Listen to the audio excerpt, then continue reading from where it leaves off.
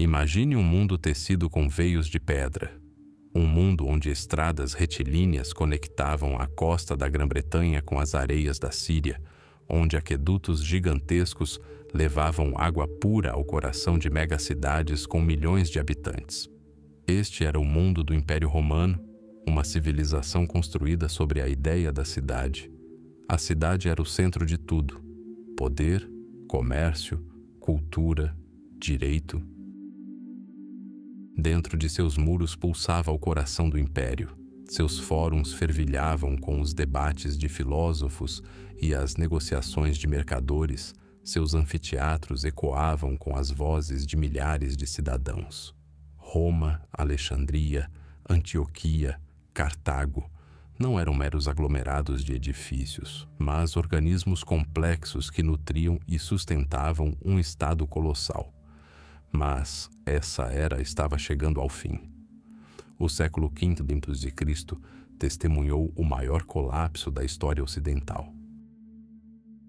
O império não morreu da noite para o dia, nem nas chamas de uma única batalha decisiva. Ele sangrou por décadas, corroído por conflitos internos, crises econômicas e uma pressão externa implacável.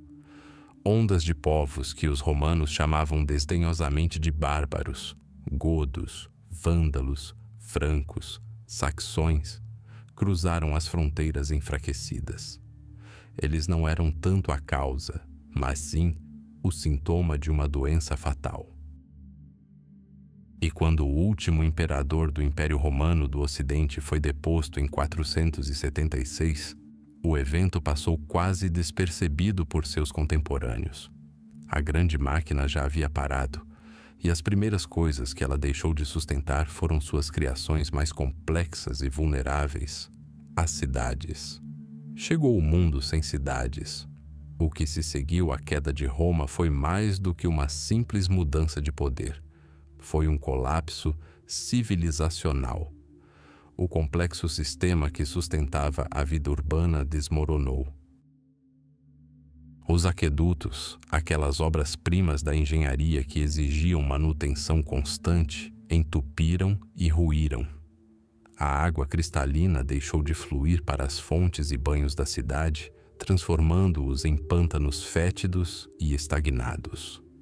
Os sistemas de esgoto falharam e as ruas, antes pavimentadas e limpas, ficaram cobertas de imundície e lixo, tornando-se focos de doenças. As grandes estradas romanas, as Viae Romanae, por onde marchavam legiões e carroças transportavam mercadorias de todo o mundo, caíram em ruínas. Sem uma autoridade central para mantê-las, as lajes de pedra racharam, as pontes desabaram e as margens das estradas foram tomadas pela vegetação, tornando-se um refúgio para bandidos. Uma viagem de 50 quilômetros tornou-se novamente uma empreitada perigosa e demorada, tal como fora centenas de anos antes. A economia global que interligava as províncias entrou em colapso. As pessoas fugiram das cidades, fugiram da fome, pois o fornecimento de grãos da África e da Sicília havia cessado. Fugiram da anarquia, pois os tribunais e as legiões romanas já não garantiam a ordem. Fugiram das epidemias. As cidades, outrora símbolos de segurança e prosperidade, transformaram-se em armadilhas de pedra. A população de Roma, que em seu auge ultrapassara 1 milhão de habitantes, foi reduzida a dezenas de milhares.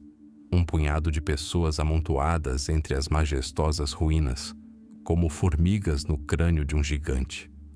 Os fóruns de mármore, onde outrora se decidira o destino do mundo, foram tomados pela vegetação e transformados em pastos para cabras. O Coliseu, arena de combates de gladiadores, tornou-se pedreira e fortaleza para os clãs aristocráticos locais. Os moradores desmontaram antigos templos e palácios para obter material de construção para suas humildes cabanas. A Europa retornava ao seu estado primitivo. A floresta, que os romanos haviam reprimido durante séculos, iniciou seu avanço lento e inexorável, consumindo campos, estradas e os arredores de assentamentos abandonados. O mundo tornou-se agrário. A riqueza deixou de ser medida pelo ouro nos cofres, passando a ser medida pela terra e pelo número de pessoas que a cultivavam. O horizonte do homem comum restringiu-se aos limites de sua aldeia e à floresta vizinha. A vida passou a girar em torno do ciclo simples e brutal da semeadura e da colheita. A sociedade tornou-se hierárquica e fechada.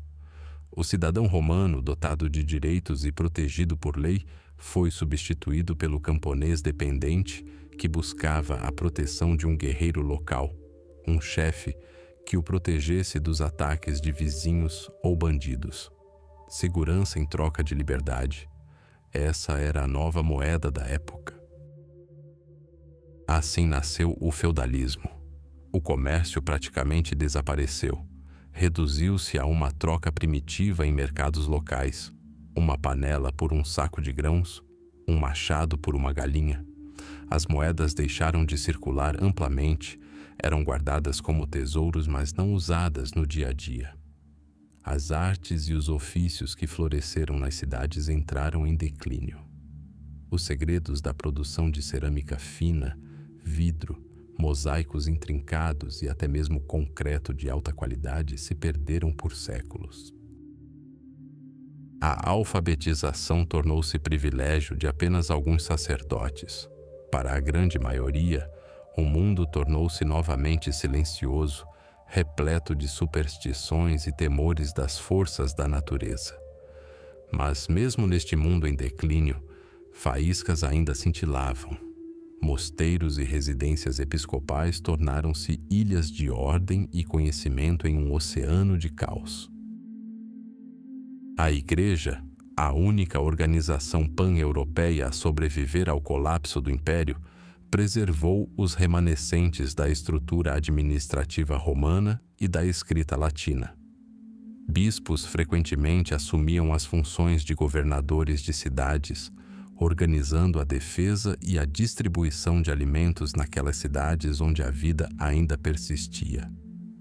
Na quietude dos scriptoria monásticos, monges escribas resgataram do esquecimento as obras de autores antigos, preservando o frágil fio que liga o passado ao futuro. A Europa, no início da Idade das Trevas, era um mundo de florestas, aldeias e ruínas. Um mundo onde o fantasma da grande Roma pairava sobre estradas tomadas pela vegetação e aquedutos em ruínas, servindo como uma silenciosa repreensão e um ideal distante, quase inatingível. As cidades como o mundo antigo as conhecia havia desaparecido, mas a necessidade humana de comunicação, comércio e segurança não havia desaparecido.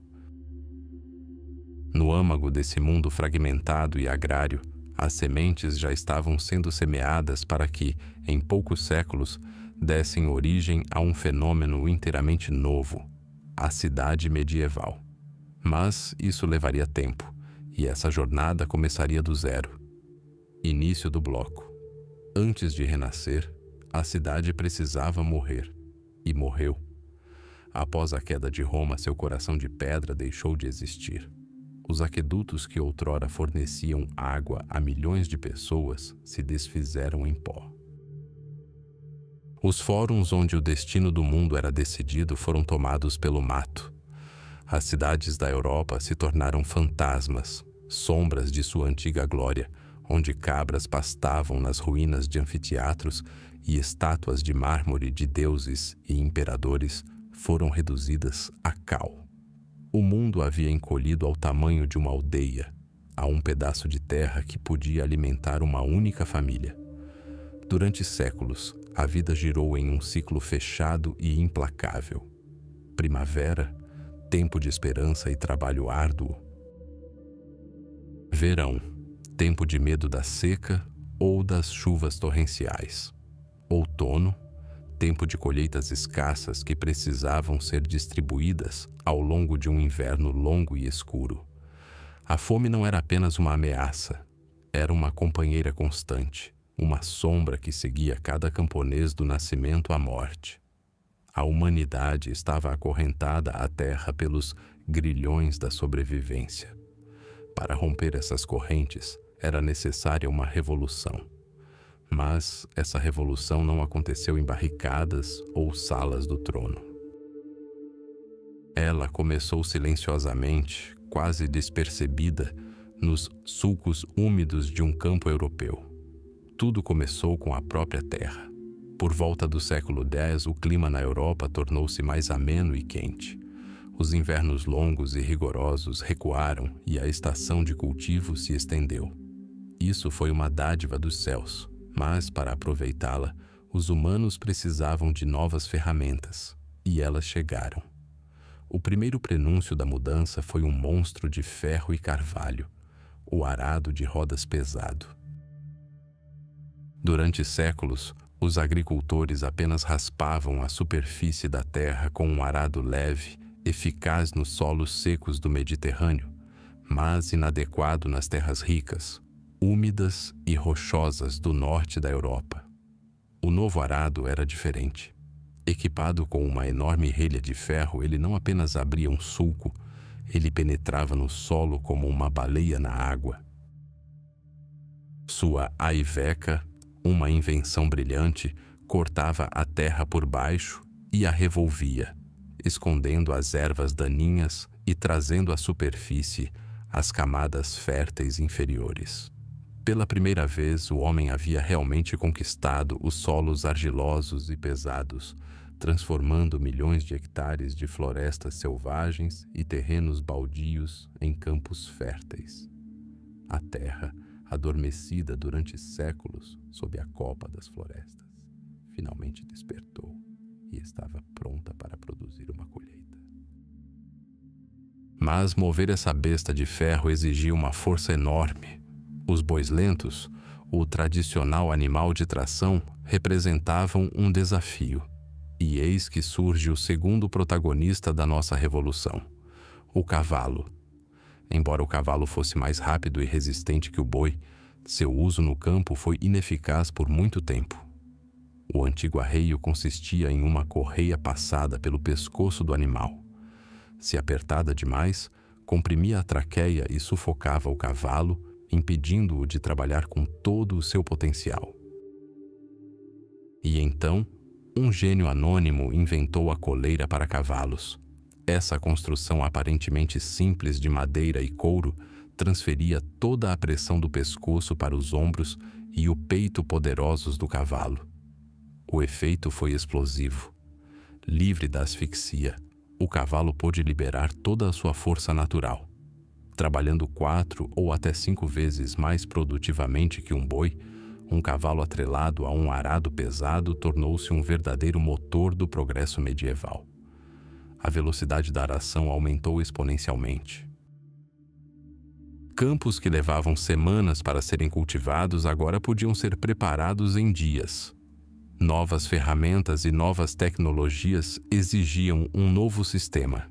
E assim nasceu o famoso sistema de 3 campos. O antigo sistema de 2 campos era ineficiente. Metade da terra ficava em pouso a cada ano, descansando. O sistema de 3 campos era muito mais eficiente. Toda a terra arável era dividida em 3 partes. Um campo era semeado com culturas de inverno, trigo ou centeio.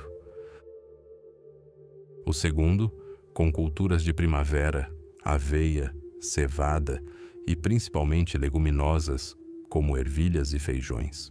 O terceiro campo ficava em pouso, e a cada ano eles trocavam de lugar. Não se tratava apenas de aritmética, era sabedoria agronômica. Primeiro, não metade, mas 2/3 da terra estavam agora cultivados, o que aumentou imediatamente a produtividade. Segundo, a diversificação de culturas protegia contra desastres. Se um verão chuvoso arruinasse o trigo, havia a chance de salvar a safra de cevada. Terceiro, e mais importante, as leguminosas não apenas cresciam, elas curavam o solo. Saturavam o solo com nitrogênio, restaurando sua fertilidade. O agricultor, sem perceber, entrava em união com a natureza, aprendendo não apenas a receber, mas também a dar. O arado pesado, os arreios dos cavalos e o sistema de 3 campos, esses 3 pilares da revolução agrícola mudaram tudo. Pela primeira vez em séculos, os agricultores europeus começaram a produzir mais alimentos do que suas famílias precisavam para a mera sobrevivência. Surgiu o excedente. Essa simples palavra, excedente, tornou-se a chave que abriu as portas para uma nova era. O excedente de alimentos levou à primeira explosão demográfica em séculos. Dietas melhores e mais variadas, pão, cereais, feijão, melhoraram a saúde das pessoas. A mortalidade infantil diminuiu. A expectativa de vida aumentou. A população da Europa quase dobrou entre 1000 e 1300. As aldeias ficaram mais populosas. Os pais tinham mais filhos do que terras para herdar. E então, um grande movimento começou. O mundo, que parecia eterno e imóvel, começou a se mover. Surgiram as pessoas supérfluas, aquelas que não tinham mais lugar atrás do arado. Mas agora elas não corriam mais o risco de morrer de fome. Afinal, o excedente de grãos produzido por seus irmãos e pais podia ser comprado ou trocado. Isso significava que elas podiam se dedicar a algo além da agricultura. O filho de um camponês podia se tornar ferreiro, cujos arados e ferraduras eram procurados em toda a região.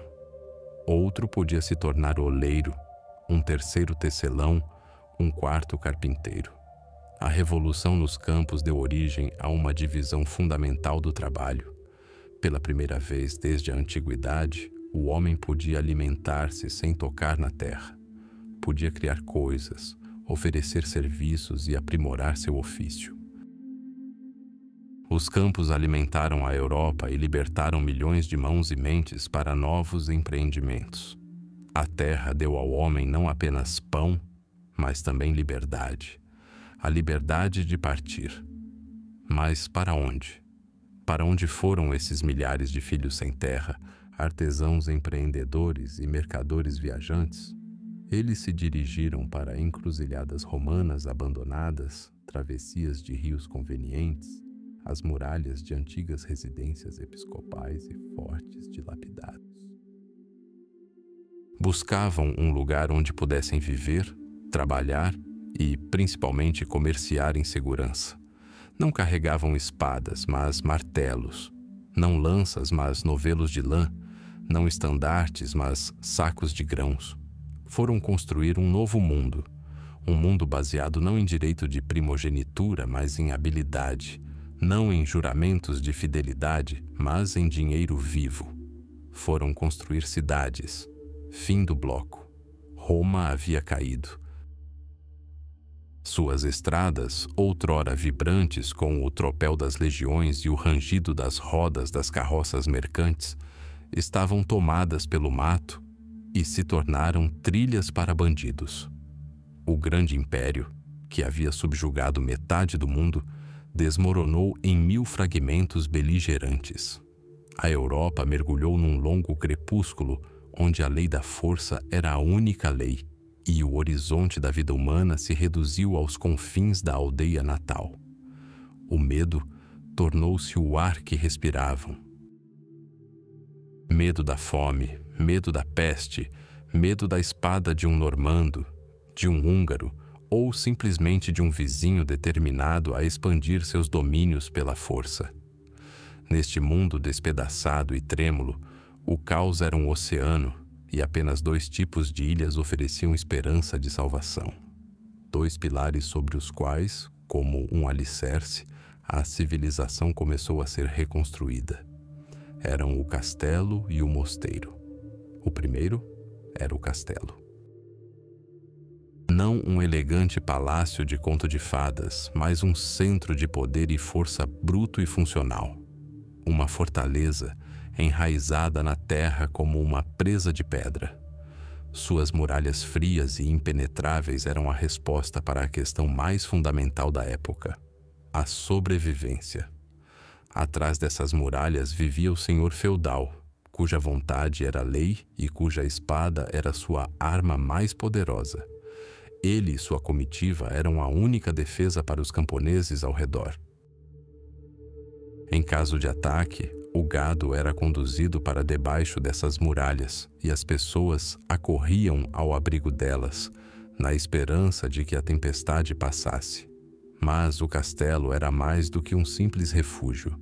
Era um centro de consumo.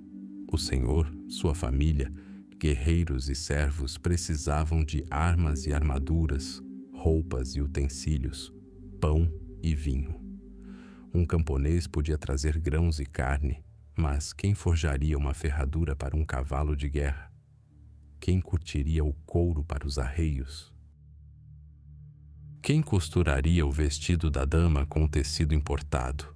Assim, ao pé das muralhas do castelo, no chamado Posad ou Forburg, começaram a se estabelecer aqueles cuja principal ferramenta não era o arado ou a espada, mas sim suas mãos habilidosas. O ferreiro, cuja forja fumegava dia e noite, transformando metal disforme em lâminas mortais e arados robustos. O oleiro, cujos dedos moldavam o barro em utensílios simples, porém essenciais. O tecelão, o sapateiro, o celeiro, o carpinteiro, eles acorriam à sombra do castelo como mariposas à chama. Ali estava um cliente, poderoso e com recursos financeiros. E ali estava a proteção, a mais confiável que se podia comprar. Em troca de segurança e mercado, o artesão pagava tributo ao senhor ou realizava trabalho forçado. Ele ainda não era livre, mas já não era um camponês acorrentado à terra. Era o primeiro broto de uma nova classe. Se um castelo era o punho musculoso do mundo, então um mosteiro era sua alma, sua memória e sua mente ativa. Para além dos muros da abadia, a vida fluía por uma lei diferente, não pela força, mas pela regra de São Bento, que declarava: ora et labora, reza e trabalha. E os monges trabalhavam. Eram mais do que meros guerreiros da oração. Eram os melhores agrônomos de seu tempo, drenando pântanos e plantando vinhedos em encostas rochosas. Eram engenheiros, construindo complexos moinhos de água. Eram guardiões do conhecimento, copiando não apenas textos sagrados, mas também as obras de autores clássicos em seus scriptoria, salvando-as do esquecimento. Um mosteiro, assim como um castelo, era um importante centro econômico. Possuía vastas terras, florestas e pastagens. Centenas de trabalhadores eram necessários para cultivar tudo isso. Mas, o mais importante, os mosteiros, especialmente aqueles que abrigavam relíquias veneradas, tornaram-se centros de peregrinação. Milhares de pessoas de toda a Europa, de plebeus a reis, caminhavam até lá para venerar as relíquias sagradas. Essas pessoas precisavam de um lugar para ficar, algo para comer, algo para comprar como lembrança. Estalagens, tabernas e lojas que vendiam velas, ícones e souvenirs surgiram ao redor dos muros do mosteiro. As feiras monásticas, realizadas em datas que coincidiam com os feriados religiosos, tornaram-se eventos cruciais para a vida econômica de regiões inteiras. Comerciantes de terras distantes afluíam para lá, trazendo sal e especiarias, sedas e peles. Uma multidão multilingüe fervilhava no local. Negócios eram fechados, fortunas eram feitas. O mosteiro proporcionava não apenas alimento espiritual, mas também estabilidade econômica, santificando o comércio com sua autoridade. Assim, à sombra da espada e da cruz, no campo gravitacional do castelo e do mosteiro, o tecido de um novo mundo, o tecido de uma cidade, começou a se tecer lentamente. No início, Eram assentamentos apertados e desorganizados, ruas estreitas e sem pavimentação, afogadas em lama, casas de madeira aglomeradas umas às outras, onde as pessoas viviam, trabalhavam e dormiam em um único cômodo. O ar estava denso com a fumaça das lareiras, os gritos dos mercadores, o bater dos martelos e o toque constante dos sinos, pairando sobre tudo isso. Mas, nesse caos, nasceu um novo tipo de pessoa, o habitante da cidade. Muitas vezes tratava-se de um camponês fugitivo que, após viver na cidade por 1 ano e 1 dia, conquistava a liberdade por uma lei não escrita. O famoso ditado "o ar da cidade liberta" não era apenas uma frase cativante, mas a própria essência das mudanças que estavam ocorrendo. A cidade oferecia uma oportunidade, a oportunidade de se libertar da dependência secular da terra e de seus senhores. A oportunidade de viver não da colheita, mas da habilidade e do empreendedorismo. Essas primeiras cidades ainda não eram potências independentes, eram inteiramente dependentes de seu patrono, o senhor feudal, secular ou eclesiástico. Eram seu cofre, sua oficina, seu arsenal. Mas foi aqui, no caldeirão de artesanato e comércio, sob a sombra de castelos e mosteiros, que nasceu a energia que, em poucos séculos, mudaria a face da Europa, desafiaria os próprios senhores feudais e abriria um novo capítulo na história da humanidade. As sementes do futuro foram semeadas neste solo pobre, porém fértil. Durante séculos, um mundo limitado pela terra e pela fé viveu ao ritmo das estações. Seu horizonte era estreito, delimitado pela muralha do castelo, a torre da igreja e a orla da floresta do Senhor. A vida fluía em círculo, da semeadura à colheita, do nascimento à morte, e cada pessoa conhecia seu lugar em uma pirâmide imutável, cujo ápice era Deus e a base o camponês, enraizado em sua terra. A autossuficiência era tanto uma virtude quanto uma maldição. A propriedade feudal, esse pequeno mundo fechado, esforçava-se para produzir tudo o que necessitava: pão e vinho, tecidos grosseiros e ferramentas simples. O dinheiro era escasso, os forasteiros desconfiavam. O mundo além da aldeia parecia hostil, repleto de perigos e tentações. Mas até a pedra mais forte acaba por rachar. Gradualmente, quase imperceptivelmente, a velha ordem começou a ruir. O arado aperfeiçoado aprofundava o solo, o sistema de 3 campos proporcionava uma colheita maior. Pela primeira vez em séculos, os camponeses tinham excedente: um saco de grãos, um barril de vinho, um novelo de lã além do necessário para alimentação e aluguel. E o senhor, sua esposa e suas filhas desenvolveram novos desejos. Ansiavam por sal para temperar sua comida insossa, por ferro de boa qualidade para suas espadas, não o tipo forjado pelo ferreiro local. Sonhavam com as sedas bizantinas mencionadas por raros peregrinos e com as especiarias do distante Oriente, cujo aroma parecia carregar o perfume do Jardim do Éden. A demanda criou a oferta, mas quem poderia satisfazê-la? Não um cavaleiro cujo ofício era a guerra, não um monge cuja preocupação era a salvação de sua alma, e certamente não um camponês preso à sua terra. Um novo homem atendeu a esse chamado, um homem sem terras ou linhagem nobre. Um homem cujos únicos bens eram sua inteligência, sua coragem e suas pernas. Ele era um homem da estrada, um mercador. No início eram poucos, solitários desesperados, vagabundos, aventureiros. Não eram ninguém na hierarquia feudal, estavam à margem dela e, portanto, livres. Sua jornada começou pequena. Depois de comprar alguns sacos de lã de camponeses por algumas moedas de cobre, Um homem assim os carregava nas costas de uma mula e partia. E a própria jornada se tornou seu maior desafio.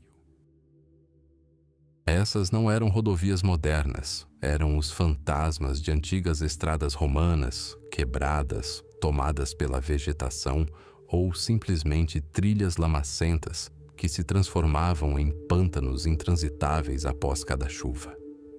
Cada floresta escondia uma ameaça, não apenas animais selvagens, mas também pessoas que eram muito mais perigosas. Bandidos, desertores, camponeses fugitivos desesperados. Para eles, um viajante solitário com mercadorias era presa fácil.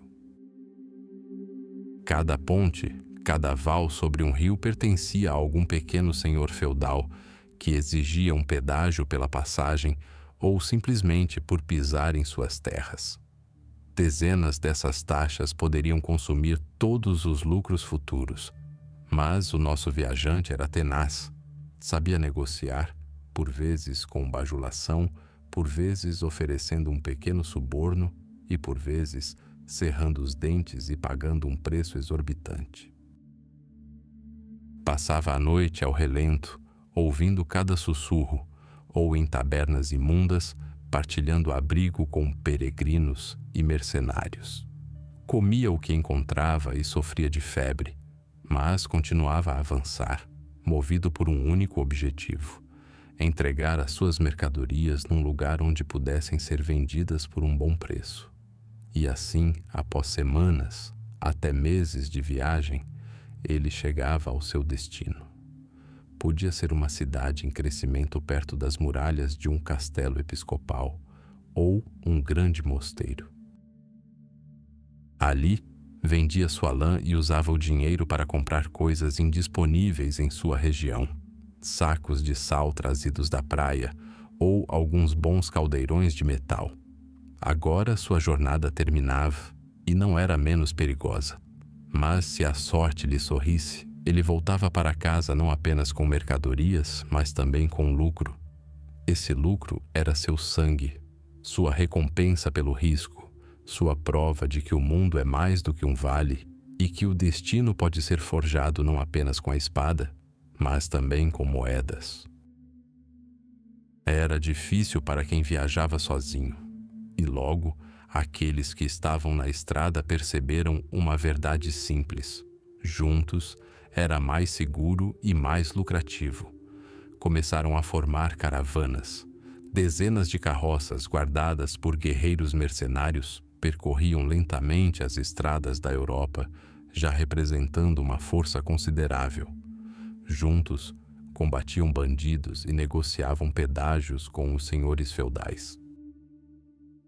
Nessas caravanas, nasceu uma camaradagem forjada pelo perigo compartilhado e por um objetivo comum. Ali, foram lançadas as bases das futuras guildas, associações que protegiam seus membros, estabeleciam regras para o comércio justo e amparavam as famílias daqueles que não retornavam de suas jornadas. Os pontos finais de suas rotas eram as feiras. Não eram apenas mercados, eram grandes eventos, os centros pulsantes de uma nova Europa. Em Champagne, Flandres e nas terras alemãs, cidades inteiras de tendas e barracas surgiam por semanas. Mercadores de todo o mundo conhecido afluíam para lá. Os italianos traziam pimenta, cravo e seda do Levante. Os flamengos traziam os tecidos mais finos. Os alemães da Liga Hanseática traziam cera, peles e âmbar do Báltico. Os ingleses traziam a lã mais fina.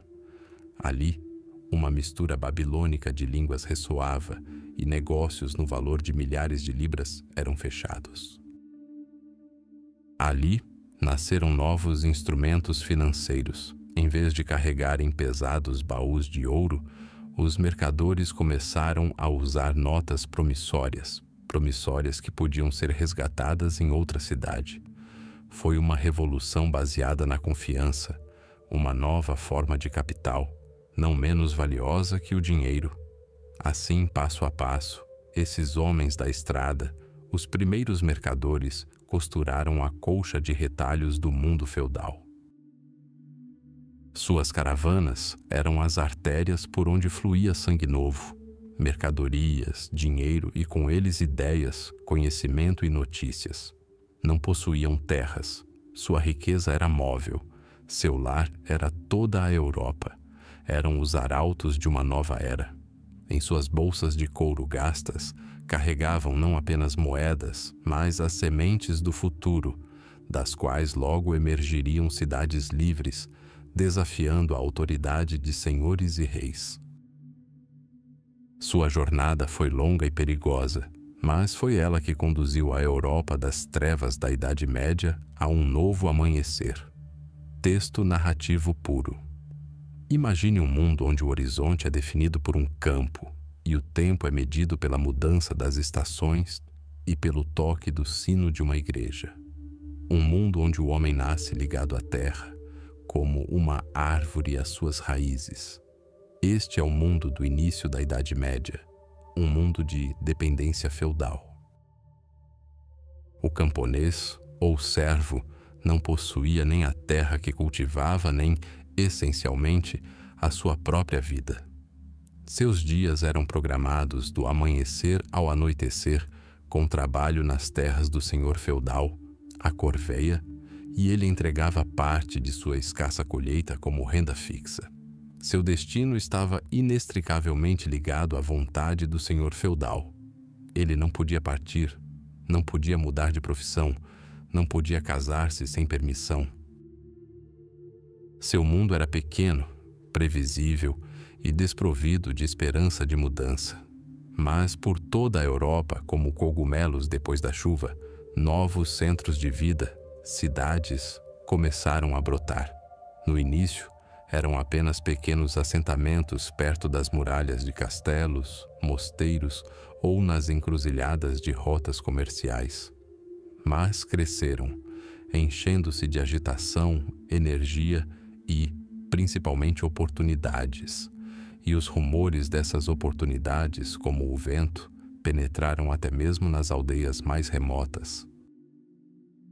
Falavam de lugares onde uma pessoa era valorizada não pela nobreza de seu nascimento, mas pela habilidade de suas mãos. Onde um sapateiro, tecelão ou ferreiro podia ganhar a vida com seu ofício, em vez de trabalhar incessantemente nos campos de outrem. A cidade tornou-se um farol, uma promessa de uma vida diferente. Foi nesse ambiente que nasceu e ganhou força o famoso provérbio alemão Stadtluft macht frei, o ar da cidade liberta. Não se tratava apenas de belas palavras, nem de uma metáfora poética, era um princípio jurídico, consagrado nas leis municipais de muitos países europeus. Sua essência era simples e revolucionária. Se um camponês dependente escapasse de seu senhor e conseguisse sobreviver na cidade por 1 ano e 1 dia sem ser capturado e devolvido, tornava-se um homem livre. Todos os direitos feudais sobre ele eram revogados. Deixava de ser propriedade de alguém e se tornava um cidadão pleno, um burguês. Imagine a jornada desse fugitivo. Uma jornada repleta de riscos mortais. Uma noite de partida secreta da aldeia, onde seus ancestrais e toda a sua vida passada permaneciam. Dias e semanas na estrada, escondidos nas florestas, sobrevivendo com o que encontravam, estremecendo a cada latido de cachorro ou trote de cascos. Um senhor feudal, ao descobrir o desaparecimento de um trabalhador, poderia enviar persegui-lo. Ser capturado significava não apenas o retorno à vida anterior, mas também punições cruéis, marcação a ferro e grilhões ainda mais severos.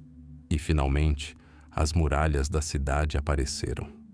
Não apenas uma barreira, mas um símbolo da fronteira entre 2 mundos. Ao cruzar o limiar dos portões da cidade, o fugitivo entrou em uma realidade completamente diferente. Um ruído ensurdecedor como nunca ouvira antes, o rangido de milhares de rodas de carroças, os gritos dos vendedores ambulantes, o martelar de centenas de martelos nas oficinas de artesãos, a agitação da multidão na praça do mercado. Cheiros se misturavam em um coquetel denso e inebriante. O aroma de pão fresco, especiarias vindas do exterior, o cheiro pungente de couro curtido, fumaça e esgoto. Tudo ali estava em movimento, tudo fervilhava de vida. Mas era cedo demais para relaxar. O período mais difícil havia começado, 1 ano e 1 dia. Era um tempo de medo constante. Ele precisava encontrar trabalho para não morrer de fome, um lugar para dormir. Cada dia era uma provação. O fugitivo observava atentamente os rostos dos transeuntes, com medo de reconhecer alguém de sua cidade natal que pudesse traí-lo. Ao ouvir um destacamento de cavaleiros na rua, escondeu-se no beco mais próximo, temendo que fossem os homens de seu antigo senhor. Este ano foi o preço da liberdade, um ano vivido no fio da navalha. Por que as cidades corriam tais riscos, abrigando camponeses fugitivos e entrando em conflito com poderosos senhores feudais? A resposta é simples. As cidades precisavam desesperadamente de pessoas. Uma economia em crescimento exigia mão de obra. Construtores para erguer novas muralhas e catedrais, aprendizes em oficinas, estivadores no porto. A cidade vivia do artesanato e do comércio, não da agricultura. Cada novo residente era um novo artesão, um novo contribuinte, um novo soldado para a milícia da cidade que defendia sua independência. Ao conceder liberdade, a cidade investia em sua própria prosperidade e segurança. Sua força residia em sua população. E assim chegou o dia 366. O dia em que as correntes invisíveis que aprisionaram o homem por décadas se desfizeram em pó. O servo de ontem, um bem desprovido de direitos, endireitou as costas. Inspirou o ar da cidade e esse ar era verdadeiramente diferente. Estava impregnado não apenas com a fumaça e os cheiros do mercado, mas também com o aroma da liberdade. Contudo, essa liberdade não era anarquia. Ao se tornarem habitantes da cidade, as pessoas não se libertavam simplesmente das antigas obrigações. Assumiam novas, tornavam-se parte da comunidade urbana, da comuna. Eram obrigadas a pagar impostos municipais, obedecer às decisões do conselho municipal ou do magistrado e, em tempos de perigo, pegarem armas para defender as muralhas da cidade. Na maioria das vezes, ingressavam em uma guilda, uma associação profissional de artesãos que regulamentava rigorosamente seu trabalho, mas também protegia seus interesses. Trocavam a dependência pessoal de um único senhor pela responsabilidade coletiva por toda a cidade. Mas esta era a sua cidade. A cidade que lhes dera a liberdade e que agora estavam prontos para defender. Assim, gole a gole, o ar da cidade corroeu os alicerces do sistema feudal. Criou uma nova classe social, cidadãos livres cujo bem-estar dependia não da terra herdada, mas do próprio trabalho, talento e iniciativa. As cidades tornaram-se rachaduras no monolito do mundo feudal, focos de dissidência, centros da economia monetária e prenúncios de uma nova era. E tudo começou com a decisão simples, porém incrivelmente ousada, de um homem: sair do seu campo rumo ao desconhecido, em direção a muros distantes, além dos quais o ar cheirava a liberdade. Escute, em meio ao burburinho da praça do mercado e ao repicar dos sinos da igreja, um som diferente emerge, rítmico, insistente, vivo. É o martelo golpeando a bigorna, o guincho de uma serra cortando madeira, o zumbido cadenciado de um tear. Este é o coração pulsante de uma cidade medieval. E ele pulsa em milhares de pequenas oficinas amontoadas ao longo de ruas estreitas e tortuosas. Aqui, à sombra de muros de pedra, nasceu o que fazia uma cidade: sua riqueza, seu orgulho, sua alma. Este é o mundo da oficina e do mestre. Vamos entrar em uma dessas oficinas. O ar aqui é denso, impregnado com o aroma de metal quente, lascas de madeira fresca e couro curtido.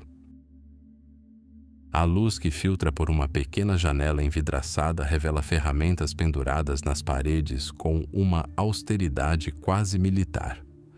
Cada martelo, cada formão, cada cinzel conhece seu lugar e aguarda seu momento.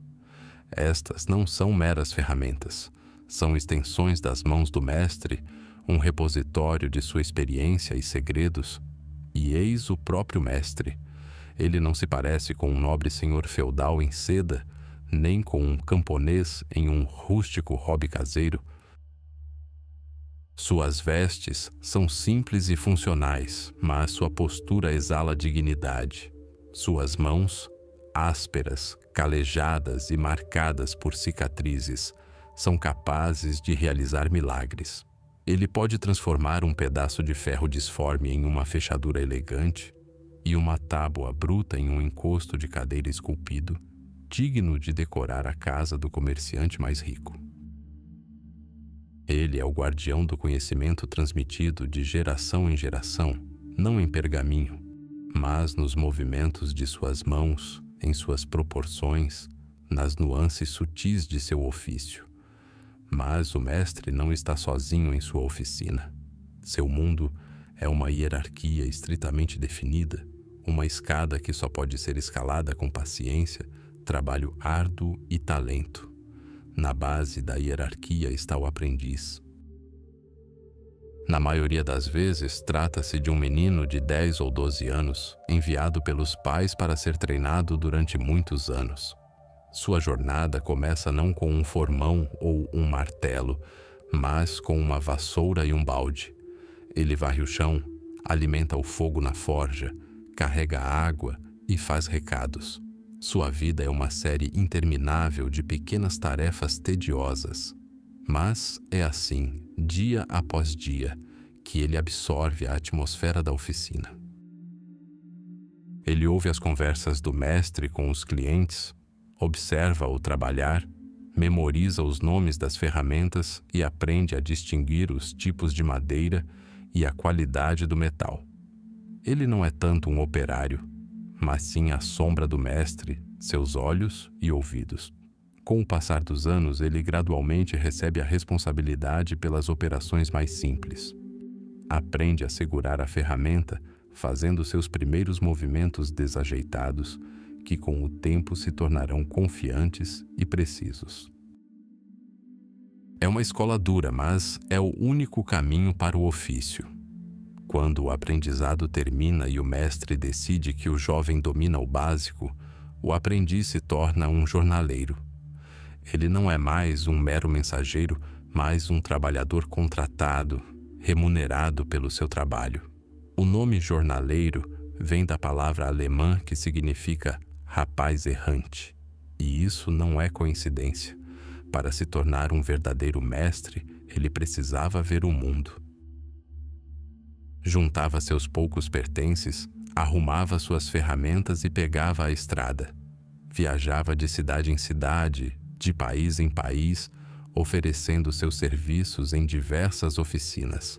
Em Milão, aprendia novas técnicas de fabricação de armaduras. Em Bruges, os segredos da tecelagem dos tecidos mais finos. E, em Nuremberg, a arte de criar brinquedos mecânicos complexos. Era um período de acumulação de experiência e expansão de horizontes. Ele observava como outros artesãos trabalhavam, adotava suas técnicas e aprimorava seu próprio ofício. Assim, após vários anos de peregrinação, o aprendiz retornou à sua cidade natal. Sentia-se forte o suficiente para trabalhar de forma independente. Mas, para conquistar o título de mestre e o direito de abrir sua própria oficina, ele enfrentaria um grande desafio. Precisava criar uma obra-prima, uma peça exemplar que demonstrasse sua suprema habilidade. Poderia ser uma espada forjada com maestria, um baú incrustado com madeiras preciosas ou um par de botas impecáveis.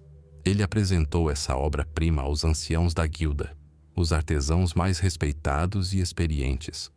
Eles inspecionaram meticulosamente a peça, avaliando cada detalhe, cada junção, cada aresta. O veredito deles era final. Se a obra fosse aprovada, o aprendiz oferecia um banquete para os membros da guilda, pagava uma taxa de entrada e, finalmente, recebia o cobiçado título de mestre. Ele se tornava um cidadão pleno do mundo dos artesãos. Este mundo estava organizado em uma estrutura poderosa, a guilda. Para o artesão, a guilda era tudo. Um sindicato, um governo e uma família. Era um estado dentro de um estado. A carta da guilda era sua constituição e os anciãos, seu parlamento. A guilda regulamentava rigorosamente toda a vida dos artesãos de uma única especialidade. Fixava os preços dos produtos para que ninguém pudesse praticar preços abaixo do mercado e arruinar seus concorrentes. Determinava o número de aprendizes e jornaleiros que um mestre podia ter para evitar a criação de excedente de mão de obra. Regulamentava a jornada de trabalho, proibindo o trabalho à luz de velas para preservar a qualidade e prevenir incêndios. O principal objetivo da guilda era manter os mais altos padrões de qualidade. Cada item que saía da oficina ostentava a marca do mestre e, às vezes, também a marca da guilda. Isso era um sinal de honra, uma garantia para o comprador. Se um artesão produzisse um produto defeituoso, enfrentaria punições severas, desde uma multa pesada até a destruição pública da mercadoria defeituosa na praça da cidade. A vergonha era mais terrível do que qualquer prejuízo financeiro. Mas a guilda era mais do que um órgão punitivo e regulador. Era uma irmandade. Cada guilda tinha seu próprio santo padroeiro, sua própria capela na catedral da cidade, sua própria bandeira. Nos feriados, os artesãos, vestidos com suas melhores roupas, marchavam em uma procissão solene pelas ruas da cidade, demonstrando sua união e poder. A guilda ajudava os irmãos empobrecidos, cuidava das viúvas e dos órfãos de seus membros falecidos e construía hospitais e orfanatos. Neste mundo cruel e instável, a guilda dava às pessoas um senso de segurança e pertencimento a algo maior do que elas mesmas. Assim, no zumbido e no ruído de milhares de oficinas, não apenas o bem-estar material da cidade era forjado. Seu caráter, seu orgulho, sua consciência cívica eram moldados ali. Um mestre artesão, membro de uma poderosa guilda, era mais do que apenas um produtor de bens. Era um burguês, um cidadão que, por meio de seu trabalho, forjava a glória de sua cidade e estava pronto para defender suas muralhas com armas em punho. E enquanto o martelo martelava na forja e a agulha deslizava nas mãos da bordadeira, o coração da cidade medieval continuava a bater com confiança. Se as cidades dispersas que surgiram por toda a Europa foram as faíscas de uma nova era, as grandes rotas comerciais tornaram-se o vento que avivou essas faíscas, transformando-as nas chamas da civilização. O mundo medieval, antes composto por domínios isolados, começou a ser unido pelos fortes fios do comércio. Esses fios, estendendo-se por mares gélidos e desertos escaldantes, criaram um sistema econômico unificado, artérias por onde fluíam não apenas mercadorias, mas também ideias, tecnologias e o próprio destino do continente. No norte e no sul da Europa, emergiram dois gigantescos polos comerciais, dois mundos que falavam línguas diferentes, mas unidos pela linguagem universal do lucro. A Liga Hanseática e as repúblicas marítimas do Levante. No norte, nas águas implacáveis do Mar Báltico e do Mar do Norte, reinava a Liga Hanseática. Não era um reino nem um império no sentido tradicional.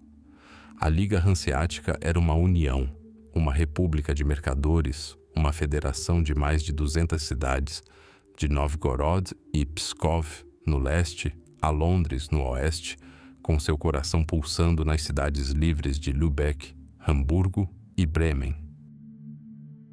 Sua frota não era composta por elegantes galeras, mas por robustas e imponentes kogas, verdadeiros cavalos de batalha marítimos, capazes de transportar enormes volumes de carga. O comércio da Liga Hanseática era o comércio da própria vida, um comércio de necessidade. Das terras russas traziam peles para proteção contra o frio intenso e cera para inúmeras velas de igreja.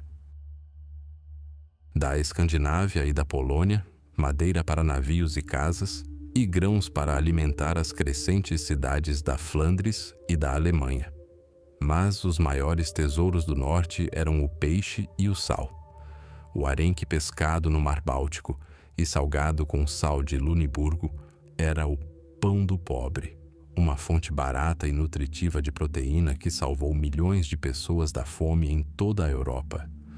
Os mercadores hanseáticos eram pragmáticos até a medula.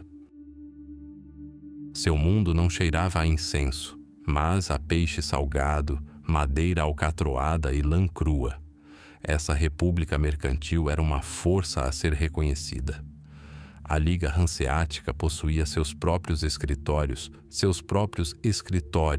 em portos estratégicos de Bruges a Bergen.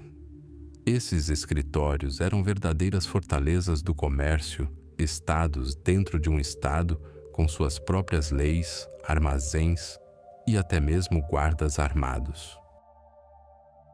A Liga Hanseática podia declarar embargos comerciais, travar guerras, depor monarcas e instalá-los no trono. Não se curvavam a nenhum rei, pois seu rei era o ouro e seu reino, o mar. Criaram um monopólio no norte que ditava os preços da cera, do âmbar, do cobre e das peles, transformando as águas geladas em seu próprio lago interior. Um cenário completamente diferente se descortinava no sul, sob o sol ameno do Mediterrâneo. Ali, as repúblicas marítimas de Veneza e Gênova reinavam supremas. Se a Liga Hanseática era um reino de necessidade, o Levante era um império de luxo. Os mercadores venezianos e genoveses eram os aristocratas do comércio, aventureiros cujos olhos estavam voltados para o Oriente, para Constantinopla, Alexandria e Antioquia. Era de lá, do Levante, que chegavam à Europa as mercadorias que enlouqueciam reis e nobres. Era um comércio dos sonhos. Especiarias, pimenta, cravo, noz moscada, canela, valiam seu peso em ouro, transformando a comida insossa da nobreza europeia em um banquete para o paladar. Seda chinesa leve e lustrosa, pedras preciosas indianas, tapetes persas, aço de Damasco, incenso árabe e vidro egípcio, tudo fluía em um fluxo contínuo pelos portos do Levante para os porões das galeras italianas. Cada viagem era uma empreitada mortal. Piratas, tempestades, doenças e a instabilidade política do Oriente podiam engolir uma fortuna inteira em um instante. Mas os lucros também eram fabulosos, capazes de transformar um simples capitão em um dos homens mais ricos da cidade em uma única viagem. Veneza, a rainha do Adriático, e Gênova, a magnífica, travaram uma guerra implacável pelo controle desses fluxos de riqueza. Foi uma guerra travada não apenas com galeras, mas também com ouro, espionagem e intrigas diplomáticas. Estabeleceram colônias por todo o Mediterrâneo e Mar Negro, da Crimeia a Chipre, criando uma cadeia de entrepostos comerciais que, como uma bomba gigante, sugava os tesouros da Ásia e os enviava para a Europa. Foi esse comércio que financiou o esplendor do Renascimento, construiu catedrais e palácios e encomendou pinturas de grandes mestres, A riqueza da Europa nasceu do aroma da pimenta e do farfalhar da seda. Mas, como o mundo austero do norte, com seu sal e arenque, encontrava o deslumbrante mundo do sul, com sua seda e especiarias, essas duas correntes convergiam no próprio coração do continente. Um desses lugares eram as feiras de Champagne, na França. Mercadores de toda a Europa afluíam para lá, para as cidades de Troyes, Provins e Lagny. Um mercador hanseático trazia tecidos flamengos, lã inglesa e peles do norte e, em troca, comprava de um veneziano pimenta importada de Alexandria e seda da China. Ali, nos empoeirados recintos da feira, em meio ao murmúrio de centenas de vozes, negócios eram fechados, ligando Londres a Damasco e Novgorod a Veneza. Outra rota eram os passos alpinos.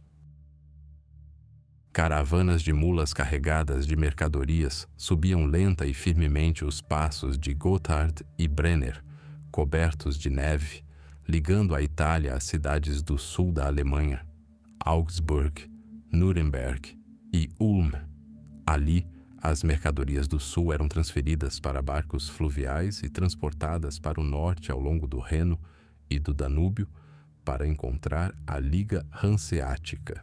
Assim, do Báltico ao Levante, a Europa ficou coberta por uma densa rede de rotas comerciais. Essa rede tornou-se o sistema nervoso do novo mundo. Ela transmitia não apenas mercadorias, mas também inovações financeiras, letras de câmbio, contabilidade de partidas dobradas, sistema bancário. Disseminava também notícias, moda e conhecimento. Um comerciante de Bruges sabia o preço da pimenta em Veneza e um banqueiro de Florença financiava remessas de lã da Inglaterra. O mundo tornou-se menor, mais populoso, mais interconectado. E no centro desse mundo erguia-se uma nova figura, não um cavaleiro de armadura ou um monge em uma cela, mas um comerciante empreendedor, audacioso e calculista, cuja sede de lucro mudou para sempre a face do continente. O mundo medieval estava mudando. As muralhas de pedra dos castelos, que por séculos simbolizaram um poder inabalável baseado na terra e na espada, começaram a tremer. Esse tremor não foi causado por um exército inimigo ou pela ira de Deus. Sua origem era o tilintar silencioso, porém insistente das moedas. Os fluxos comerciais, antes tímidos riachos, tornaram-se rios caudalosos, correndo pelas estradas da Europa. E essa nova e vibrante economia enfrentava um problema tão antigo quanto a própria riqueza. O dinheiro era pesado, perigoso e inconveniente. Imagine um mercador partindo de Florença rumo às famosas feiras de Champagne. Sua carroça está carregada com os tecidos mais finos, mas ele precisa de capital para acertar as contas no local. Carrega um baú pesado repleto de florins, ducados e libras. Cada rangido da roda ressoa com ansiedade em seu coração. As estradas florestais estão infestadas de bandidos, e cada senhor feudal por cujas terras a rota passa o vê como nada mais que um saco de ouro sujeito a impostos exorbitantes. Mesmo ao chegar ao seu destino, ele se depara com o caos. Suas moedas florentinas podem não ser aceitas em Bruges, ou o cambista local pode oferecer uma taxa exorbitante por elas. A própria essência do dinheiro, sua universalidade, se perdeu na fragmentação feudal. Foi desse solo, da necessidade e do risco, que surgiu uma nova força destinada a mudar o mundo. Tudo começou modestamente, em simples mesas de madeira montadas em mercados e feiras. Nessas mesas, chamadas de banco em italiano, exercia-se uma profissão peculiar, a dos cambistas. Seu olhar aguçado distinguia instantaneamente uma moeda genuína de uma falsificada. Suas balanças precisas determinando a centésima parte de um grama de metal precioso. Eram calculadoras vivas e livros de referência de moedas, transformando montanhas de moedas diversas em um equivalente claro e geralmente aceito. Eles foram os primeiros banqueiros, mas logo suas atividades se expandiram para além das simples trocas. Os comerciantes, não querendo arriscar seu capital durante o transporte, começaram a depositar seu dinheiro com os cambistas mais confiáveis e respeitados. Em troca, recebiam um recibo. Este foi o primeiro passo rumo à revolução. O dinheiro deixou de ser apenas um monte de metal em um cofre. Tornou-se um registro escrito, um compromisso respaldado pela reputação. O passo seguinte foi ainda mais ousado. Os banqueiros perceberam que as enormes somas que lhes foram confiadas para a guarda estavam ociosas. Ao mesmo tempo, outros mercadores, reis e até papas precisavam desesperadamente de fundos para comprar grandes quantidades de mercadorias, para financiar guerras, para construir catedrais. Assim, os banqueiros começaram a emprestar o dinheiro de outras pessoas a juros. A Igreja condenava severamente a usura, considerando-a um pecado mortal, mas a vida ditava suas próprias leis. Os financistas encontraram brechas, disfarçando os juros como taxas de risco ou compensação por lucros cessantes. Dessa forma, nasceu o sistema de crédito. O dinheiro aprendeu a gerar dinheiro, criando riqueza a partir de si mesmo, do conceito abstrato de dívida e pagamento futuro. As grandes casas italianas, os Bardi, os Peruzzi e, mais tarde, os Médici, transformaram-se de simples mercadores em gigantes financeiros, cujo poder se estendia por toda a Europa. Eles financiavam reis e o colapso de seu banco poderia desencadear uma crise para todo o Estado. Mas a maior invenção desta época, um verdadeiro milagre do pensamento financeiro, foi a letra de câmbio. Uma letra de câmbio. Era a resposta ao maior desafio da época: como transferir riqueza sem mover uma única moeda. O processo era engenhosamente simples. Nosso comerciante florentino ia ao escritório do Banco Medici e depositava, digamos, 1000 florins de ouro.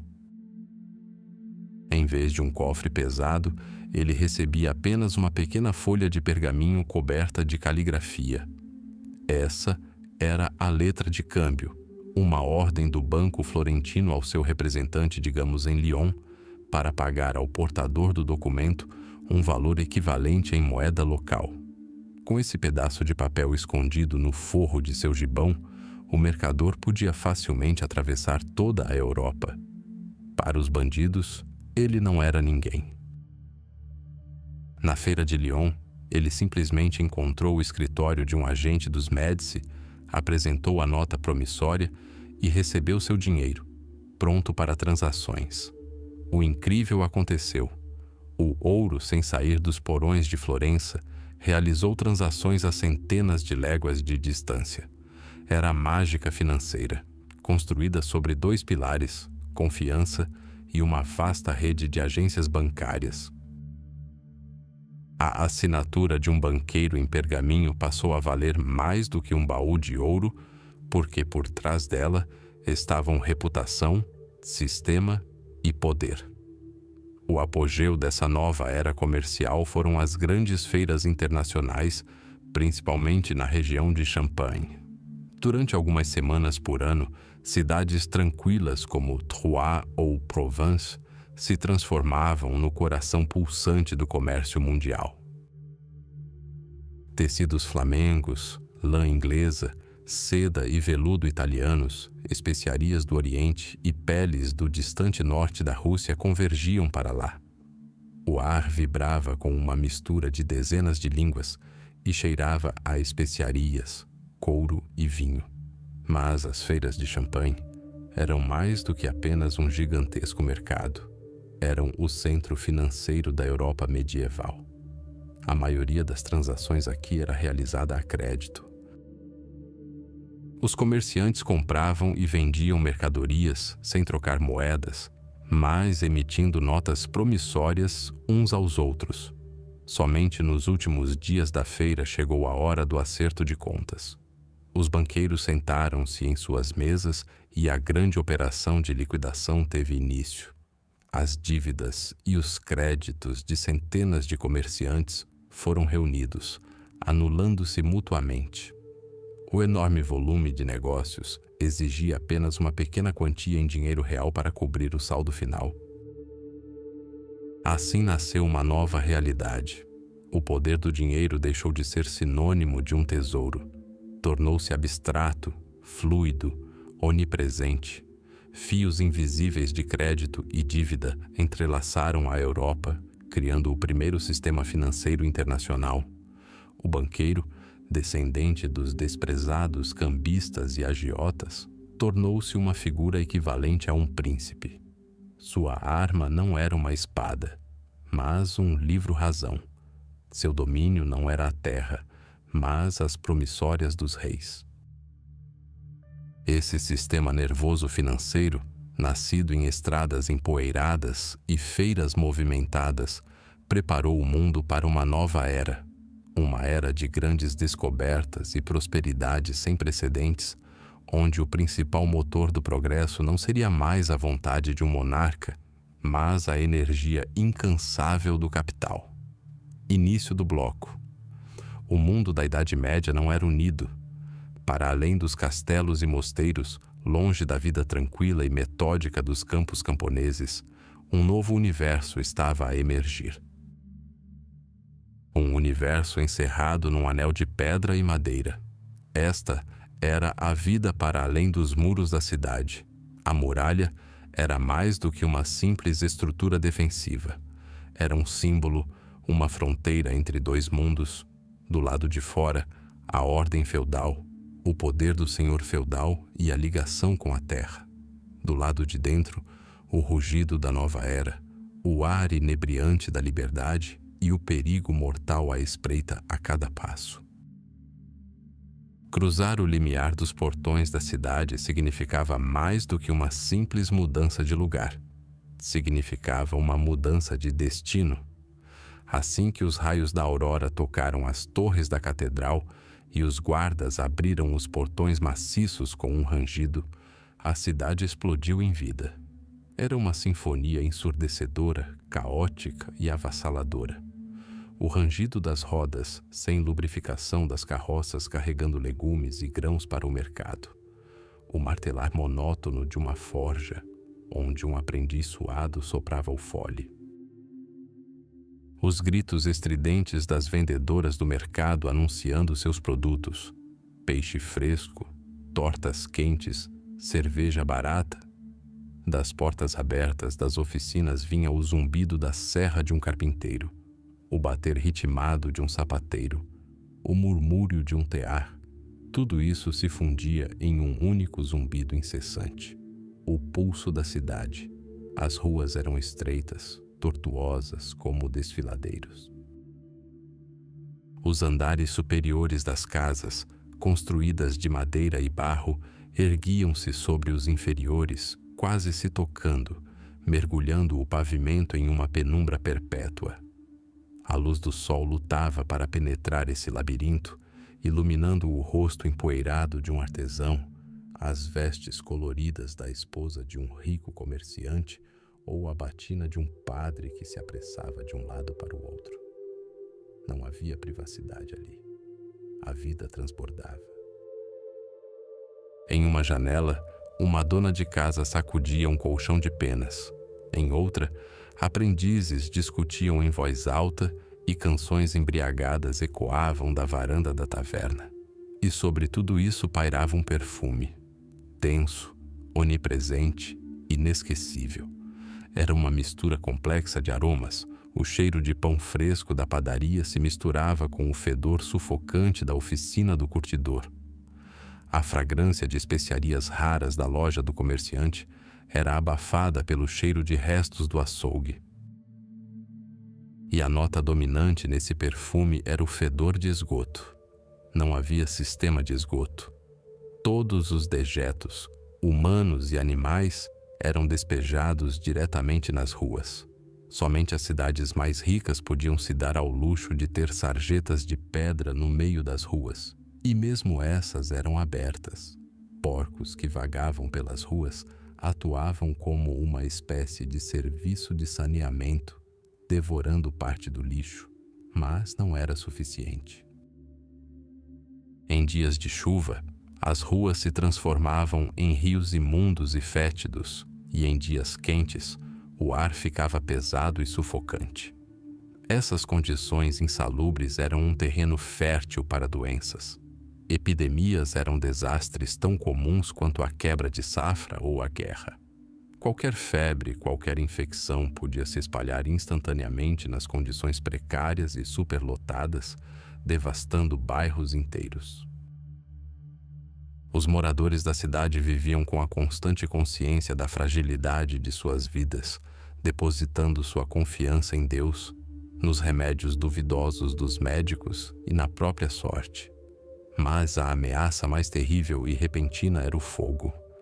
Casas de madeira construídas próximas umas das outras, telhados de palha, lareiras em todas as oficinas.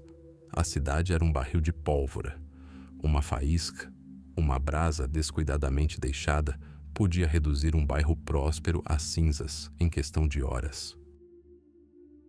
Quando o alarme soava, sinalizando um incêndio, todos os moradores formavam uma equipe. Com baldes, ganchos e machados, corriam para as chamas, tentando impedir sua propagação. Muitas vezes, a única maneira de salvar a cidade era demolir as casas que ainda não estavam em chamas, criando uma barreira. O fogo era um grande nivelador. Não poupava nem a cabana do pobre, nem a mansão do agiota. O dia ditava suas próprias leis, mas com a chegada do crepúsculo, a cidade se transformava. O toque dos sinos das igrejas anunciava o toque de recolher. Os cidadãos eram obrigados a apagar as luzes e permanecer em suas casas. Os pesados portões da cidade se fechavam com estrondo e eram trancados com enormes ferrolhos. A cidade se transformava em uma fortaleza sitiada, isolada do mundo exterior até o amanhecer. A vigília noturna descia sobre as ruas escuras e desertas. Não eram soldados profissionais, mas os próprios cidadãos, artesãos e comerciantes cumprindo seus deveres. Com lanternas e alabardas, patrulhavam os becos labirínticos, seus gritos de silêncio sendo os únicos sons a quebrar o silêncio. A noite era tempo de ladrões, bandidos e negócios escusos. Sair de casa, a menos que fosse absolutamente necessário, era loucura. Então, por que as pessoas acorreram a este lugar, a estes formigueiros barulhentos, sujos e perigosos? A resposta era simples, resumida num antigo provérbio alemão: o ar da cidade liberta. Depois de viver na cidade por 1 ano e 1 dia, um camponês fugitivo tornava-se um homem livre. Não havia senhor feudal aqui. Aqui, uma pessoa obedecia não aos caprichos de um senhor, mas às leis da cidade e aos estatutos da sua guilda. Aqui, diligência e talento podiam trazer riqueza e respeito. Um ferreiro podia tornar-se líder de uma guilda. Um aprendiz podia abrir a sua própria oficina e o filho de um pequeno comerciante podia tornar-se um poderoso mercador cujos navios navegavam pelos mares distantes. A vida fora dos muros da cidade era uma luta constante. Uma luta contra a sujeira, as doenças, o fogo e o crime. Mas era também uma luta por um futuro melhor, pelo direito de moldar o próprio destino. E nessa luta, nesse caldeirão de milhares de vontades e ambições, nasceu um novo homem e um novo mundo. Um mundo que um dia mudaria toda a Europa. Fim do bloco. Parecia que a era de ouro da cidade medieval duraria para sempre. Muralhas de pedra protegiam com segurança contra inimigos, os mestres de guildas, orgulhavam-se de seu ofício, e o burburinho dos mercados prometia riqueza e prosperidade a qualquer um que fosse inteligente e trabalhador o suficiente. A cidade tornou-se um símbolo de uma nova era, um farol de liberdade e oportunidade no mar do feudalismo. Mas esse mundo brilhante, construído pelas mãos de mercadores e artesãos, provou ser frágil. O século XIV trouxe provações que testariam sua força, expondo-a ao fogo, envenenando-a com a peste e dilacerando-a por dentro com rebeliões. O primeiro cavaleiro do Apocalipse, o eterno companheiro da vida urbana, era o fogo. A cidade medieval era um barril de pólvora à espera da sua faísca. Ruas estreitas e tortuosas, onde os andares superiores das casas quase se tocavam, criando uma penumbra perpétua. Fachadas de madeira, telhados de palha, montes de feno e lenha empilhados nos pátios. Dentro de cada casa, uma lareira. Em cada oficina, uma forja de ferreiro, um forno de padeiro, uma chama de alquimista. O fogo era essencial para a vida, mas também o seu pior inimigo. Bastou uma faísca descuidada, um bêbado derrubando uma vela, para que o inferno se instaurasse. As chamas, impulsionadas pelo vento, saltavam de telhado em telhado com uma velocidade aterradora. Não se moviam apenas, corriam, rugindo e devorando tudo em seu caminho. A madeira estalava como ossos nas mandíbulas de uma fera. Vigas desabavam, lançando colunas de fumaça negra para o céu.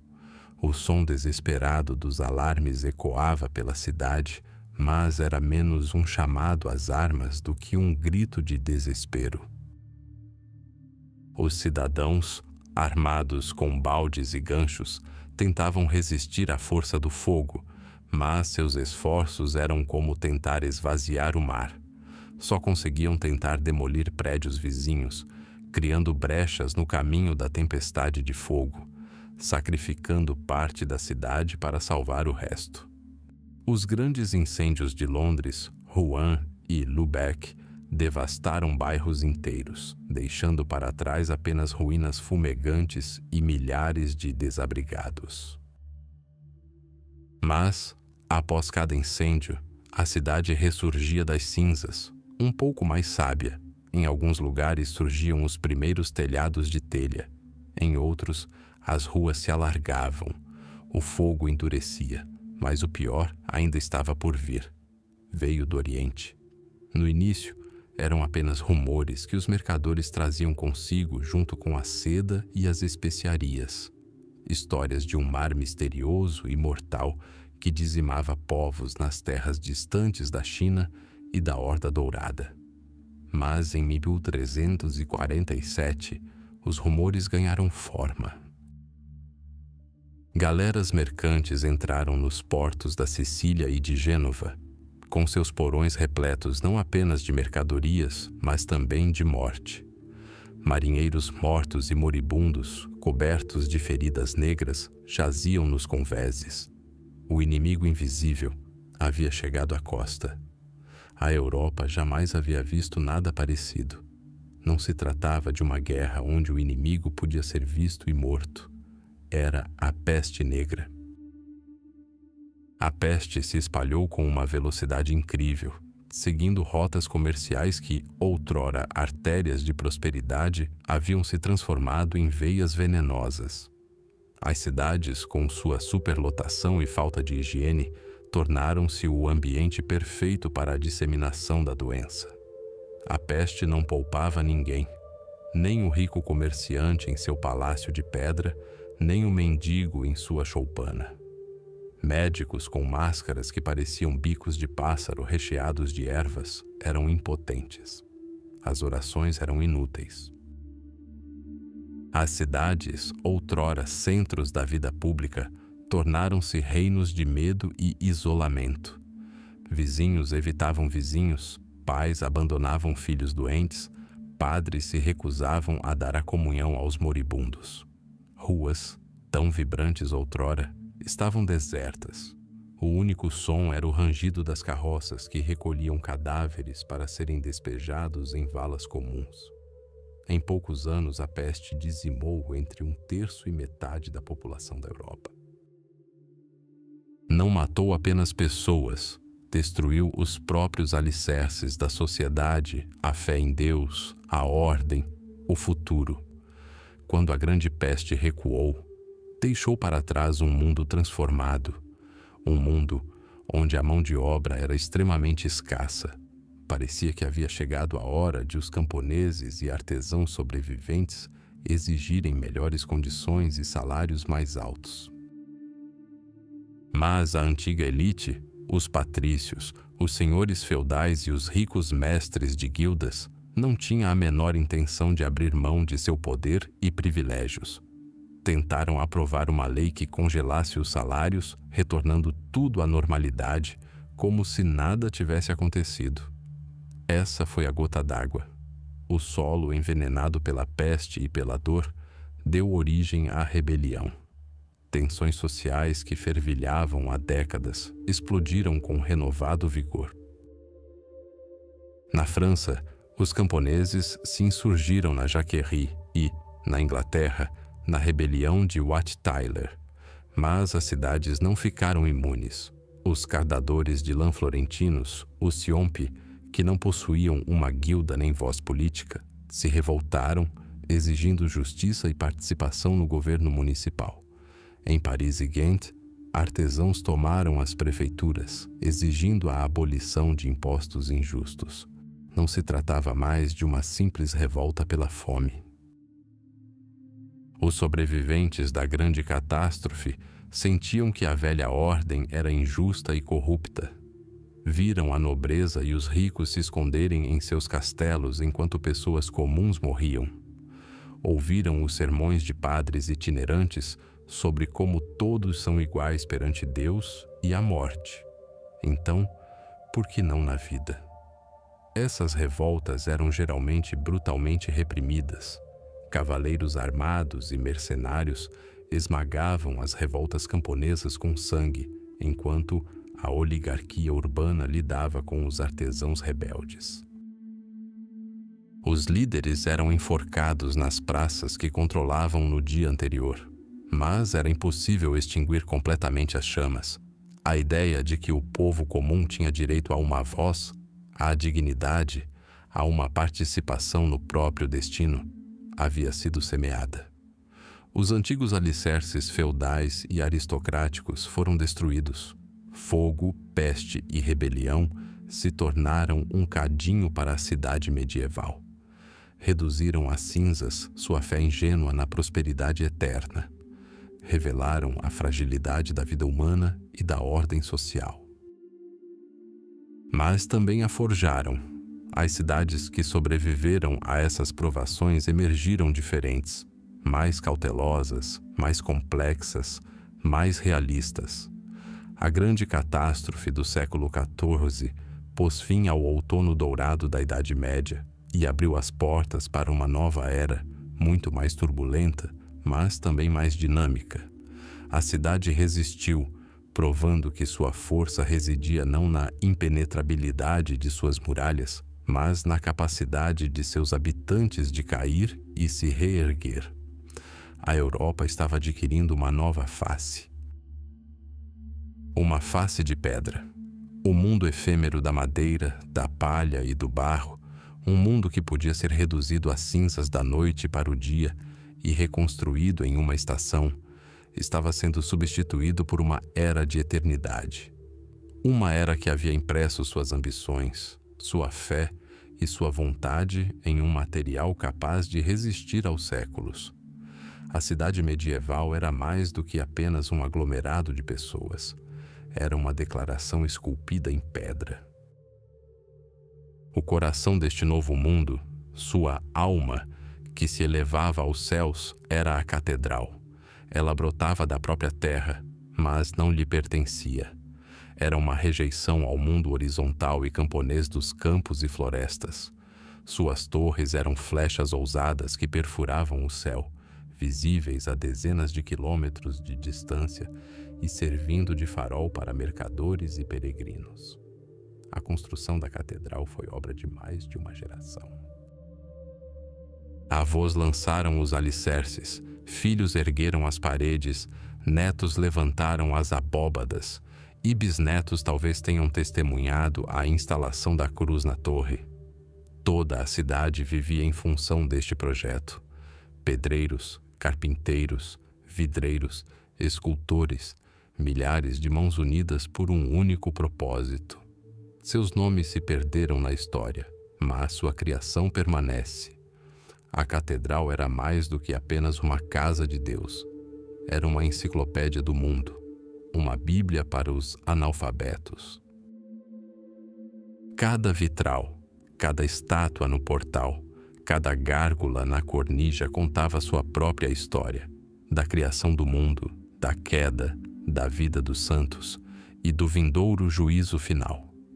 A luz do sol, filtrando-se pelos vitrais, transformava o interior em uma visão mística, elevando-nos da monotonia da vida cotidiana. Era uma sinfonia de luz e pedra, matematicamente precisa e espiritualmente carregada. E, mais importante, era o orgulho dos habitantes da cidade. Não apenas o rei ou o bispo, mas toda a cidade, todas as guildas e corporações contribuíram com seus recursos para tornar sua catedral mais alta, maior e mais bela do que as vizinhas. Era a personificação de sua força e prosperidade coletivas. Mas essa face de pedra não era silenciosa e voltada apenas para o céu. Ela adquiriu uma mente, e essa mente se tornou a universidade. Se a catedral era a alma da cidade, então a universidade se tornou seu cérebro. A vida turbulenta das cidades, a crescente sofisticação do comércio e o desenvolvimento do direito exigiam um novo tipo de pessoa. Pessoas alfabetizadas, capazes de redigir contratos, conduzir processos judiciais e compreender a lei. O conhecimento deixou de ser monopólio dos mosteiros. Ele se espalhou pelas ruas movimentadas da cidade. As primeiras faculdades e universidades, com seus alunos e mestres, surgiram em Bolonha, Paris, Oxford e Pádua. Debates acalorados aconteciam em auditórios de pedra fria. Aristóteles foi redescoberto, debates foram travados sobre a natureza do universo, a essência do direito e a estrutura do corpo humano. Este foi o nascimento da Europa intelectual. A escolástica, com sua lógica rigorosa e o desejo de reconciliar fé e razão, tornou-se uma espécie de arquitetura intelectual, tão complexa e multifacetada quanto uma catedral gótica. A universidade formava advogados, médicos e funcionários públicos, pessoas que governariam este novo mundo, cada vez mais complexo. Ela forjou os quadros para uma nova era. E este novo mundo precisava ter seu próprio coração, não um espiritual, mas um secular, seu próprio centro de poder. Ao lado da casa de Deus ficava a casa do homem, a prefeitura. Se a torre da catedral apontava para o reino dos céus, então a torre da prefeitura, o campanário, afirmava a autoridade e a liberdade aqui na terra. Seu sino convocava os cidadãos não para a oração, mas para a Câmara Municipal, para defender as muralhas ou para celebrar a mais recente concessão da liberdade. A Câmara Municipal era uma fortaleza da independência da cidade. Dentro de seus muros residia o magistrado, eleito dentre os burgueses mais ricos e influentes. Ali, a justiça era administrada, o tesouro da cidade era guardado e os padrões de pesos e medidas, símbolos do comércio justo, eram mantidos. Sua arquitetura condizia com sua função, imponente, substancial, frequentemente ricamente decorada, demonstrava a riqueza e o poder da cidade tanto quanto a catedral. Era um punho de pedra que a cidade podia exibir a qualquer senhor feudal que ousasse infringir seus direitos. E tudo isso, catedrais, universidades, prefeituras, casas de mercadores ricos e sedes de guildas, estava cercado por um anel de pedra impenetrável, a muralha da cidade. Não era apenas uma fortificação defensiva, era a fronteira entre mundos. Dentro das muralhas, leis diferentes circulavam, um tempo diferente fluía. O ar da cidade liberta, dizia o provérbio. A muralha da fortaleza era a personificação física dessa liberdade. Seus portões maciços eram as artérias por onde a vida fluía para a cidade. Caravanas carregadas de mercadorias, fluxos de camponeses a caminho do mercado, estudantes vagando. Mas esses mesmos portões também podiam ser selados diante de um inimigo, transformando a cidade em uma ilha inexpugnável no meio de um mar feudal. Assim, passo a passo, pedra por pedra, a Europa mudou de face. No lugar de aldeias e castelos dispersos, surgiu uma rede de centros urbanos vibrantes e dinâmicos. A catedral como eixo da fé, a universidade como centro da razão, a prefeitura como foco da vontade e a muralha da fortaleza como escudo confiável.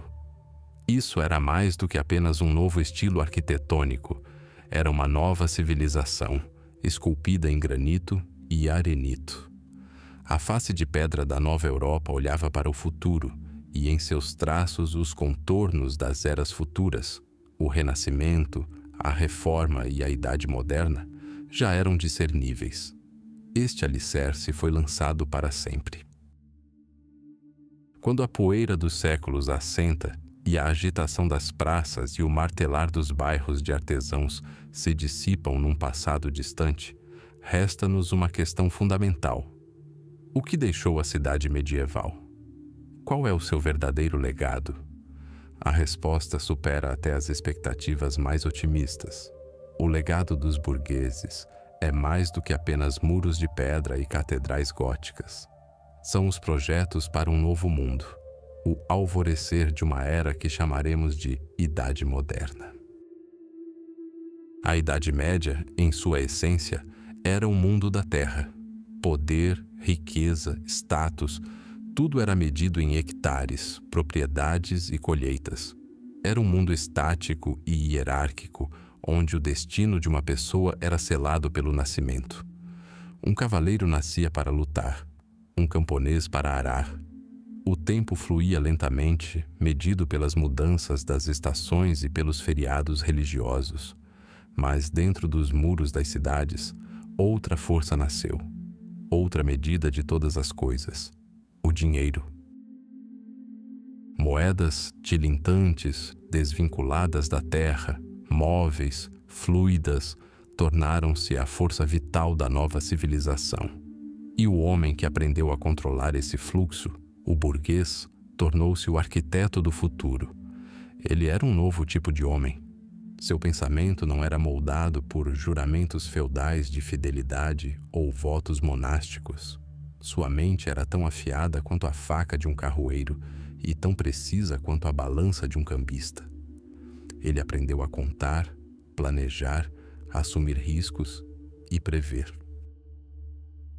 Para ele, o tempo deixou de ser apenas uma dádiva divina. Tornou-se um recurso.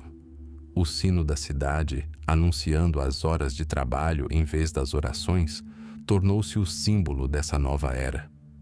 Tempo é dinheiro. Essa fórmula, nascida na agitação dos escritórios comerciais, tornou-se não apenas um provérbio, mas um princípio fundamental de uma nova ética. O burguês valorizava não a nobreza, mas a habilidade, o espírito empreendedor e a reputação.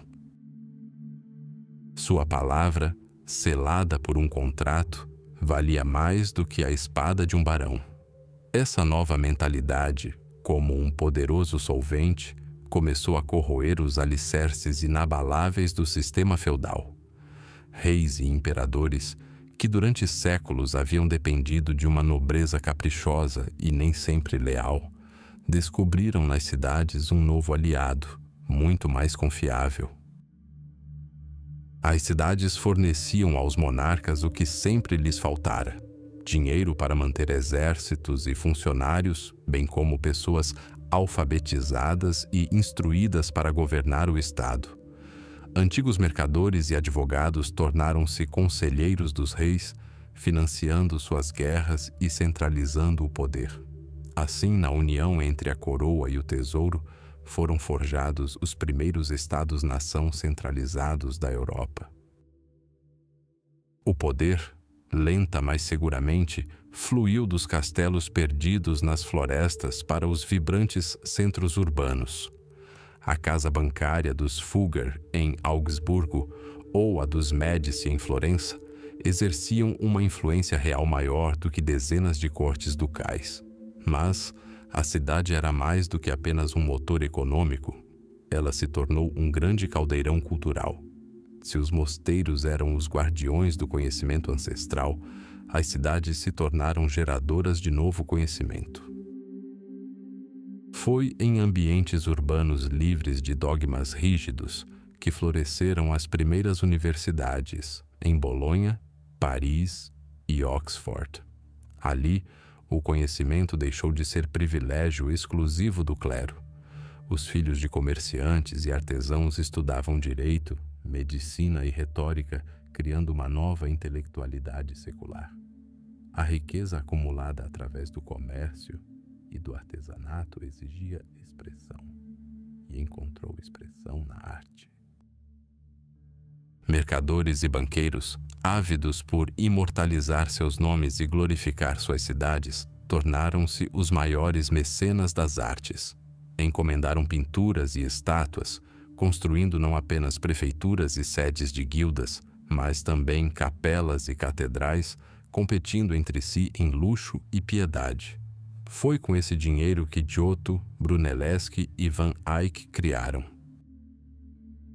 O Renascimento, com seu culto à humanidade, à razão e à beleza, teria sido impossível sem o apoio financeiro e ideológico da aristocracia da cidade. Ele nasceu não em castelos de cavaleiros, mas nas casas bancárias de Florença, nos estaleiros de Veneza e nos escritórios comerciais de Bruges. Por fim, a própria visão de mundo da humanidade mudou radicalmente. O mundo feudal era local, limitado ao horizonte da floresta mais próxima. O mundo do burguês era global. Seus interesses se estendiam dos armazéns hanseáticos no Báltico aos mercados de especiarias de Alexandria. Ele pensava em termos de mapas, rotas comerciais e o equilíbrio entre oferta e demanda. Essa necessidade de novos mercados, novas fontes de matérias-primas e uma rota direta para os tesouros do Oriente tornou-se a principal força motriz por trás das grandes descobertas geográficas. Os navios de Colombo, Magalhães e Vasco da Gama foram equipados com fundos de investidores urbanos e guiados por ideias nascidas no ambiente urbano. Ideias de cálculo, lucro e expansão de horizontes. A cidade medieval, tendo estendido seus tentáculos comerciais por todo o mundo conhecido, acabou por expandir suas fronteiras a limites sem precedentes. Assim, ao final da Idade Média, o habitante urbano, o burguês, legou à era moderna emergente algo mais do que apenas riqueza. Legou as próprias ferramentas para a construção do futuro, uma economia capitalista baseada em dinheiro e crédito, a ideia de um Estado-nação governado por uma burocracia, cultura secular e ciência impulsionadas pela investigação racional e, mais importante, um novo tipo de indivíduo, autoconfiante, empreendedor, livre e responsável pelo próprio destino.